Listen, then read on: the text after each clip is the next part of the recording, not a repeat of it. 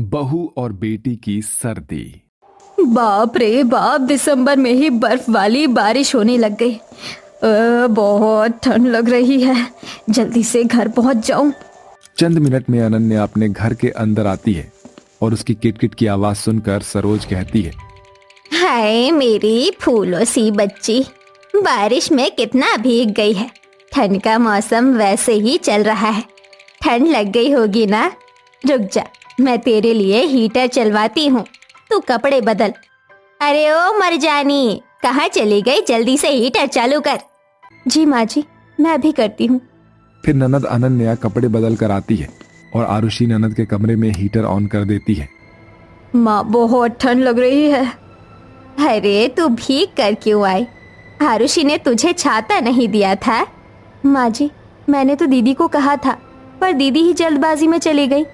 बकवास मत कर, देख मेरी बेटी को कितनी ठंड लग रही है, उसके लिए जल्दी से गर्मा गर्म सूप बना कर ला। जी माँ जी। फिर आरुषि ननद के लिए सूप बना कर लाती है, जिसे वो पी लेती है।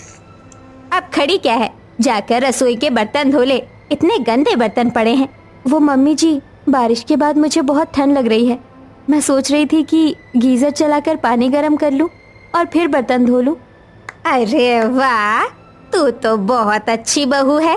सारी बहुएं बिजली का बिल बचाती है और तुझे 2 बर्तन मांजने के लिए गर्म पानी चाहिए, गीजर चलाना है। तेरे घर वालों ने दहेज दिया था या बिजली का बिल, वो भरने की कह रहे हैं। कोई पानी गर्म नहीं करना, चुपचाप ऐसे ही बर्तन धो। जी माँ जी। फिर आरुषि ठंडे पानी में ही बर्तन धोती है, जिससे उसे कपकपी होने लगती है। हे भगवान, थोड़े दिन में ठंड और बढ़ जाएगी। मेरे पास ठीक से कोई स्वेटर ही नहीं है, सिर्फ 2 ही स्वेटर है, निकाल लूंगी उसे। दरअसल आरुषि की 7 महीने पहले ही सुभाष से लव मैरिज हुई थी। सास को यही बात बुरी लग गई थी कि बेटा बीवी के पल्लू से ज्यादा बंधा है और अपने बेटे से भी ज्यादा वो अपनी बेटी अनन्या को प्यार करती थी। ये नजारा तो आप देख ही चुके होंगे, इसलिए वो बहू बेटी में फर्क करते हुए बहू पर ज्यादा अत्याचार करती है। जैसे जैसे सर्दी बढ़ती है, सरोज जानबूझकर अपने बहू से ठंडे पानी में काम करवाती है। ठंड लगी माँ जी, ठंड में भी पौधे में पानी डलवा रही है। मेरी जुराबें भी भीग गई, धूप निकलती नहीं है जिससे 2 मिनट बैठ जाऊं। हीटर भी सारा दिन नंद और सासू माँ के कमरे में चलता है।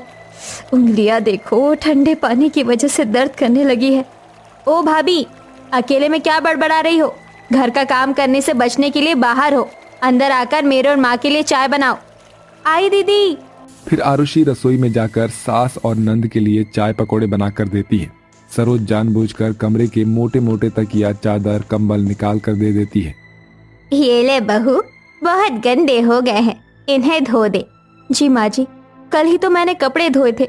माँ जी, सर्दी हो रही है, मैं सोच रही थी 2-3 दिन बाद कपड़े धो लूं। माँ जी मुझे फिर से पानी गर्म करने नहीं देंगी। बताऊं अभी, हमारे घर में गंदे कपड़ों को सजा कर नहीं रखते, चुपचाप से अभी धो। आरुषि ऐसे ही कपड़े धोने जाती है, वॉशिंग मशीन में पानी डालती है तो सास वॉशिंग मशीन का बटन बंद कर देती है। ये क्या कर रही है? गर्मियों में ऐसे फ्रिज का बिल आता है, अब सर्दियों में लाइट पंखे का बिल इतना बच रहा है तो वॉशिंग मशीन चलाना जरूरी है? हाथ से धो। अभी मैं इतने भारी कंबल और तकिए हाथ से कैसे धो पाऊंगी? मशीन से सही से हो जाता। बहू, तू आजकल जुबान क्यों चलाती है मुझसे? सॉरी माँ जी। ना चाहते हुए भी आरुषि को ठंडे पानी में बेहद मोटे कपड़े धोने पड़ते हैं, जिससे उसे काफी थकान हो जाती है। सरोज अपनी बेटी से एक गिलास भी नहीं उठवाती थी। बिस्तर पर बैठे बैठे बेटी के लिए सब कुछ बहू से ही मंगवाया करती थी। सर्दी में आरुषि ने अपना नया स्वेटर निकाल कर पहना था कि ननद देखकर कहती है, अरे वाह भाभी, आपका स्वेटर तो बहुत अच्छा है, मुझे ये स्वेटर दे दीजिए, आप दूसरा पहन लेना। पर दीदी, ये मेरी शादी का है, आपको कैसे दे सकती हूँ? तेरी नंद तुझसे कुछ मांग रही है? मान सम्मान करना नहीं आता क्या तेरे को? लव मैरिज करके मेरे बेटे को अपने कब्जे में कर ली, एक स्वेटर नहीं दे सकती नंद को? नहीं माँ जी, आप गलत समझ रही हो। दीदी, मैं आपको स्वेटर देती हूँ, लीजिए। जब देना ही था तो इतना ड्रामा क्यों किया? माँ, मेरा डोसा खाने का मन कर रहा है। सुन लिया ना बहू, मेरी बेटी को क्या चाहिए, अब फटाफट बना। जी माँ जी। कुछ देर बाद आरुषि डोसा बनाकर अपनी ननद को दे देती है तो ननद पुराने स्वेटर निकालती है। भाभी, मैं आपकी जितनी बुरी नहीं हूँ। आपने मुझे अपना नया स्वेटर दिया है तो आप बिना स्वेटर के तो रहोगी नहीं।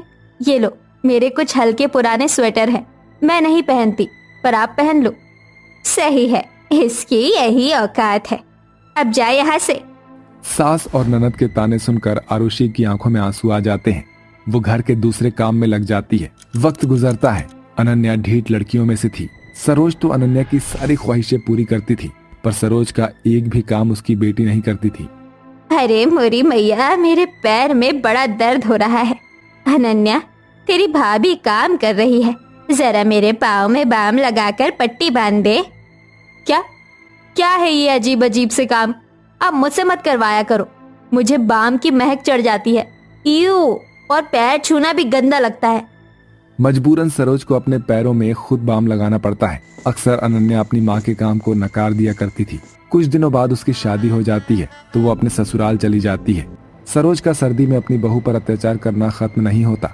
फिर भी आरुषि अपनी सास के बिस्तर पर बैठे हुए सब कुछ ला कर देती है। एक दिन काम करते वक्त वो बेहोश हो जाती है। सरोज कमरे में टीवी देखने में मगन थी तो पति सुभाष उसे डॉक्टर के पास ले जाता है। बरसात, कैसे पति हैं आप? अपनी पत्नी का ख्याल नहीं रखते बिल्कुल। हाँ, निमोनिया होते होते बच गई उसे, सर्दी लग गई है काफी। और हाँ, आप पेरेंट्स बनने वाले हैं, कांग्रेचुलेशंस। क्या सच में डॉक्टर? थैंक यू, मैं इनका ख्याल जरूर रखूंगा, आप दवाइयां दे दीजिए।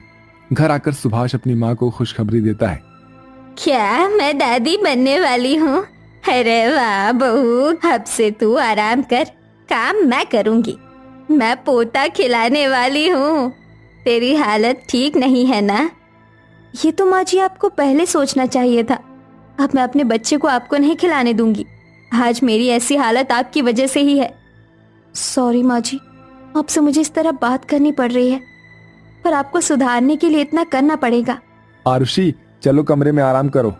फिर सुभाष अपनी पत्नी के खाने पीने का और हर चीज का बहुत ख्याल रखता है। उसके कमरे में हीटर लगाता है जिससे गर्माहट बनी रहती है।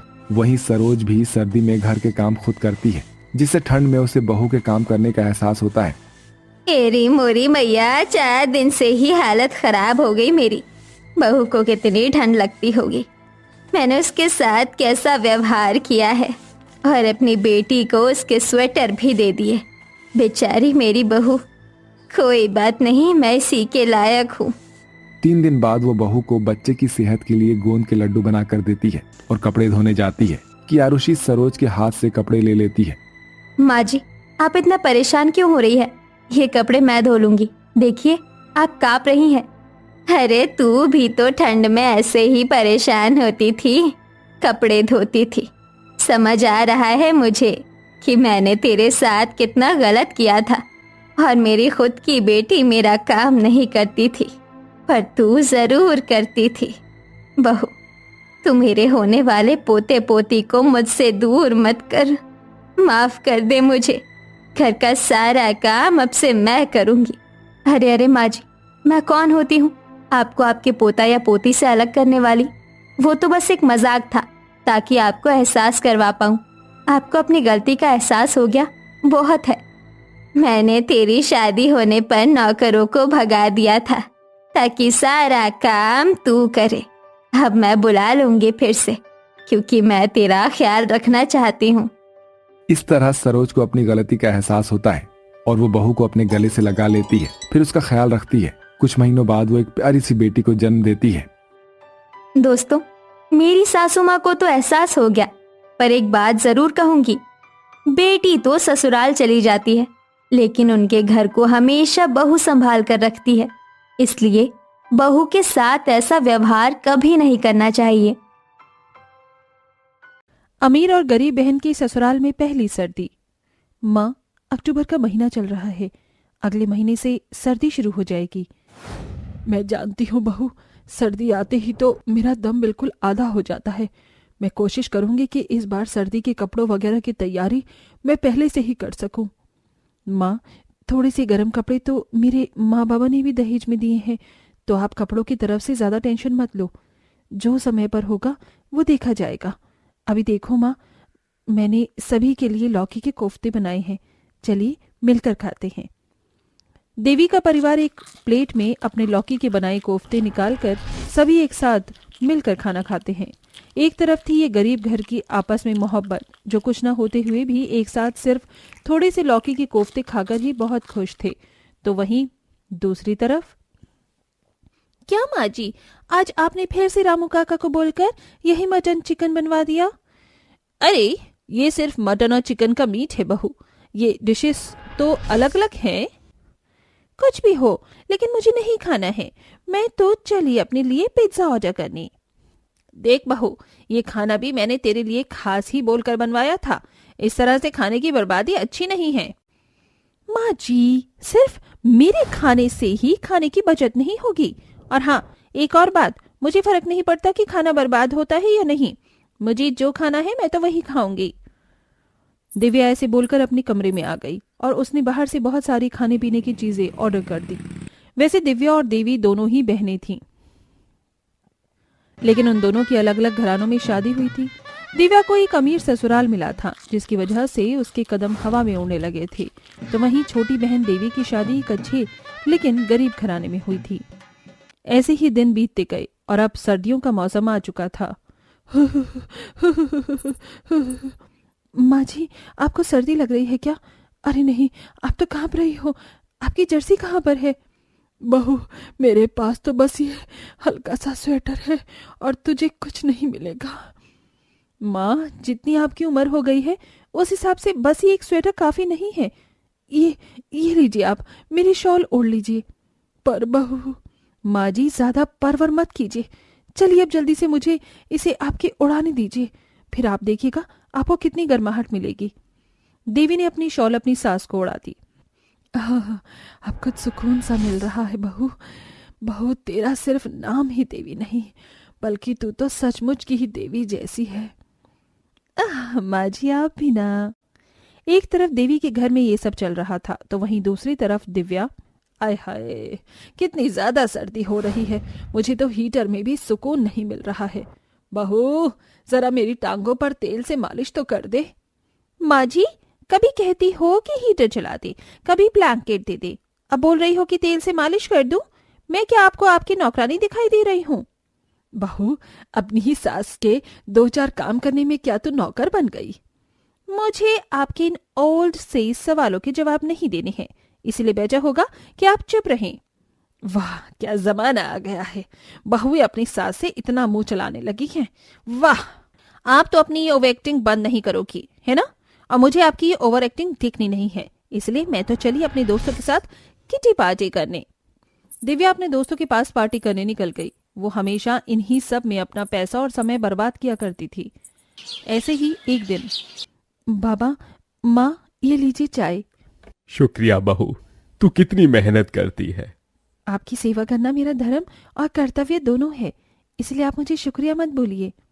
बिल्कुल देवी समान ही बहू मिली है हमें।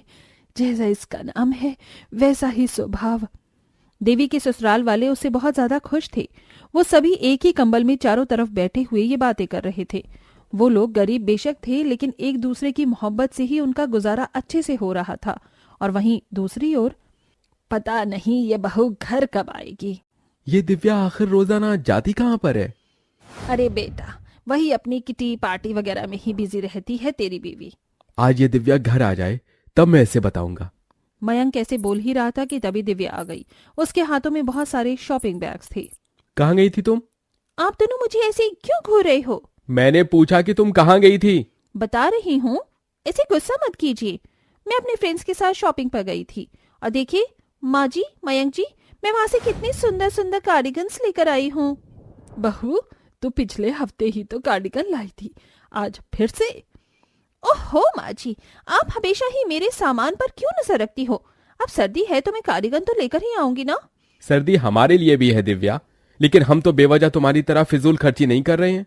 आप चुप रहिए मयंक जी। बदतमीजी मत करो दिव्या। बदतमीजी आप कर रहे हो। अच्छा ठीक है, मैं ही गलत हूँ, लेकिन प्लीज दिव्या तुम एक बार मेरी बात सुन लो, सिर्फ एक बार। बोलिए। देखो दिव्या, मैं या माँ ये नहीं कहते कि तुम शॉपिंग मत करो या फिर पार्टी में मत जाओ, लेकिन हर काम को एक लिमिट में किया करो। सिर्फ यही सब तुम्हारी कर्तव्य नहीं है। इस सबसे पहले भी तुम्हारा एक कर्तव्य है, और वो है अपने परिवार को संभालना। तुम इस घर की बहू हो तो तुम्हें बहू होने के फर्ज को भी निभाना चाहिए। सिर्फ ऐसे पार्टीज वगैरह में ऐसे पैसे फेंकना, ये तो सही नहीं है ना। तुम समझ रही हो ना कि मैं क्या बोल रहा हूं? और दिव्या, पैसों की कीमत तुम क्या जानो? तुम्हारे पास कपड़े होते हुए भी तुम डबल डबल बार शॉपिंग कर रही हो। जाकर गरीबों को देखो, उन्हें ठंड में ओढ़ने के लिए एक कंबल भी नसीब नहीं होता। कुछ लोगों की तो मौत भी हो जाती है ठंड के कारण। तुम्हारे पास बंगला, गाड़ी, पैसा, इतना कुछ है, लेकिन जाकर गरीबों को देखो, सड़कों पर ठंड के मारे कांप रहे होंगे। थोड़े पैसे बचाकर उनकी ही मदद कर दिया करो।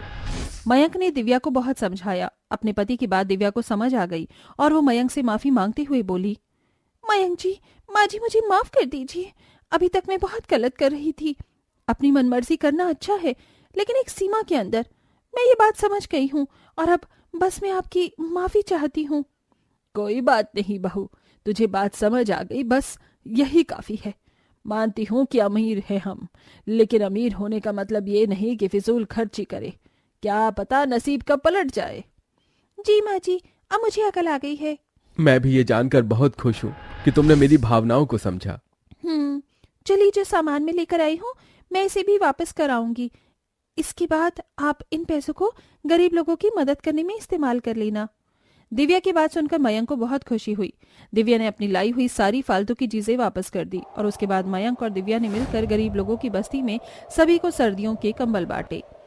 हमारे जैसे अमीर ऐसे लोगों की मदद नहीं करेंगे तो कौन करेगा? दिव्या वो गर्म कंबल लेकर देवी के भी घर गई, क्योंकि उसको पता था कि उसकी बहन की शादी भी एक गरीब घर में हुई है, जिसकी वजह से वो उसकी भी मदद करने उसके घर आती है। दीदी आप? हाँ छोटी, मैं। कैसी है तू? बहुत अच्छी हूँ। ये क्या, तूने सिर्फ एक शॉल ओढ़ रखी है? तुझे सर्दी नहीं लग रही? नहीं, अब लगेगी भी तो क्या कर सकते हैं। आप अंदर आओ ना। नहीं, बस मैं तुझे इतने कम में गुजारा करते हुए देखकर थोड़ा इमोशनल हो गई।